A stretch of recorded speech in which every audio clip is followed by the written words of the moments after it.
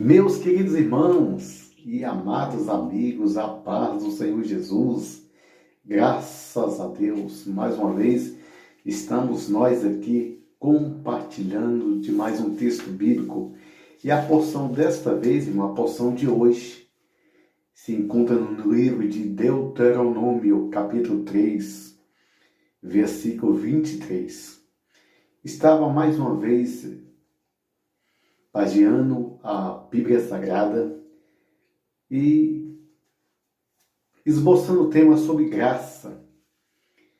E achei uma referência nesse capítulo 3, 23 de Deuteronômio e eu fiquei chocado, irmão. Eu me choquei com o texto. Eu me senti triste por ver um texto tão profundo. O texto fala de Moisés, ele orando, ele implorando, ele suplicando a Deus para entrar na terra prometida. Vamos ler? Vamos ler o texto? Está escrito assim, Deuteronômio 3, verso 23. Também eu pedi graça ao Senhor no mesmo tempo, dizendo. E você diz amém? Então, meus queridos irmãos, é interessante esse texto, e quando eu digo que ele é chocante, é porque se você for olhar toda a trajetória de Moisés até chegar aqui, é extraordinária. Eu não digo invejável, uma coisa para a gente se invejar, mas sim para a gente falar, poxa, que lindo, se eu tivesse uma trajetória dessa, um modelo a ser seguido. Mas quando você chega nesse capítulo 3, versículo 23, e você vendo ele implorar a Deus, suplicar, pedir a Deus, para que deixe ele entrar na terra prometida, e Deus diz não. O texto nos diz, como a gente lembra, que ele implora por graça naquele tempo. Por que naquele tempo? Porque naquele tempo a dispensação é da lei, não é da graça. Da graça nós vivemos hoje. Moisés vivia no tempo da lei. Então ele vai invocar por graça naquele tempo. Ou seja, ele vai invocar o favor imerecido de Deus para com o homem. Deus, eu não mereço, mas eu te peço, deixa eu entrar na terra prometida. É chocante, irmãos. É chocante ver o que Moisés passou, viver o que Moisés viveu, pelo povo. Ele às vezes chegou a confrontar o próprio Deus pelo povo. Amém? Quero chamar a vinheta e vamos já falar desse texto maravilhoso, extraordinário e chocante. Voltamos já.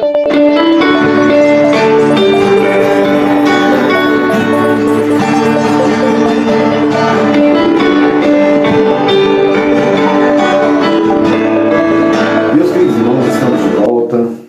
Como eu disse, é um texto chocante. O texto no original hebraico, na Torá, Vaet Hanan, que quer dizer e roguei por graça naquele tempo. Como eu disse, aquele tempo era o tempo da lei. E como Moisés sabia que existia o tempo da graça, o tempo do favor imerecido. Favor que eu não mereço, favor que você não merece, favor que nós não merecemos, mas que Ele, por livre e espontânea bondade, misericórdia e benevolência, nos concede. Então Moisés tentou usar esse tempo, essa dispensação da graça, para tentar acionar o favor de Deus sobre a vida dele. E a Bíblia vai dizer, lá no versículo 27, Deuteronômio 27, Deus disse, não e basta. Ele roga por graça e Deus diz não e basta.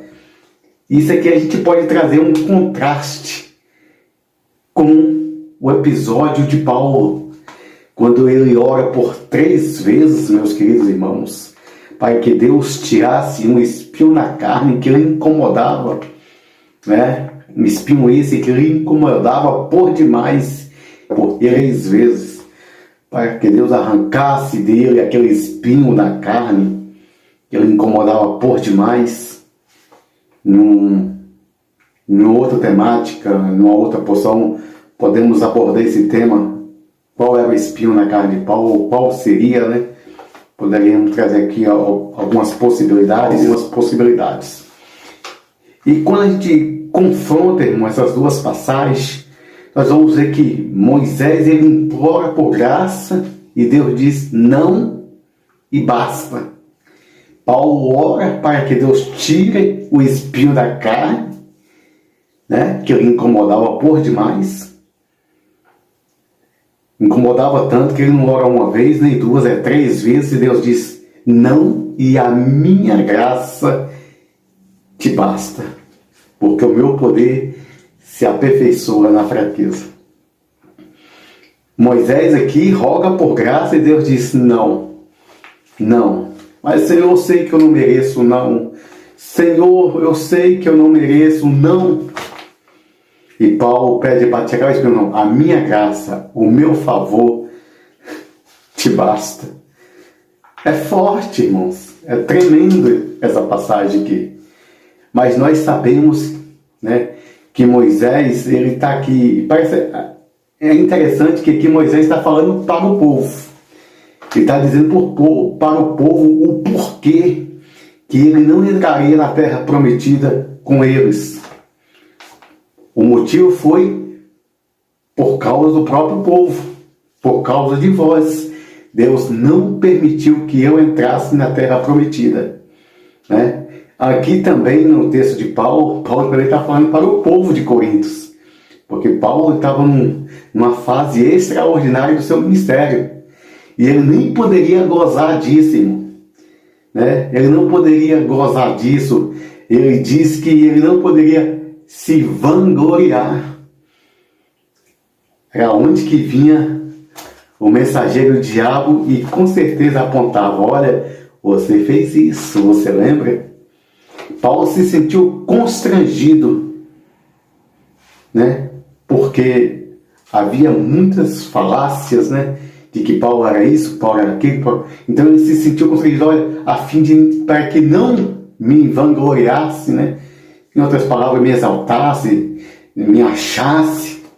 Deus me colocou um espinho na carne, a saber, um mensageiro do diabo para esbofetear. É interessante, irmãos, sabermos aqui que Moisés, Deus tinha algo maior para ele. Moisés realmente não entrou com o povo naquele tempo, naquele dia em que o povo passou o Rio Jordão.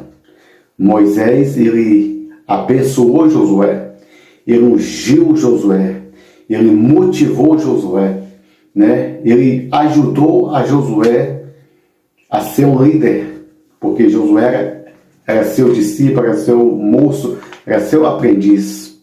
E Josué adentrou com o povo. Mas Deus preparou uma ocasião especial para Moisés. É quando nós chegamos lá no Novo Testamento, no Monte da Transfiguração. Louvado seja o nome do Senhor. Moisés desce junto com Elias e se encontra com o próprio Filho de Deus, né? Todos eles envolvidos numa glória, né? Na nuvem de glória, onde os discípulos ficam maravilhados. E Pedro diz: Senhor, se quiseres, fazemos aqui tenda, né? Fazemos aqui tendas para o Senhor, para Elias e para Moisés.